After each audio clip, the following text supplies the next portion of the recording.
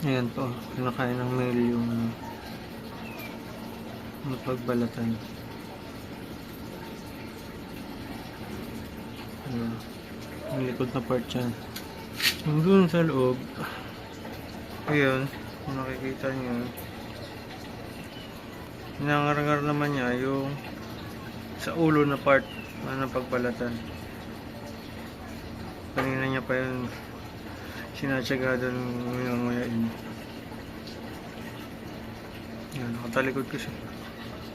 Pero yun, siya yung sa ulo na part na napagmoltan ang sinatsaga niya. Tapos itong male naman na yung malaking male natin, yung likod na part ang kanyang minangar-ngar. Diba? Ayan, patunay na kinakain nila yung napagmoltan nila.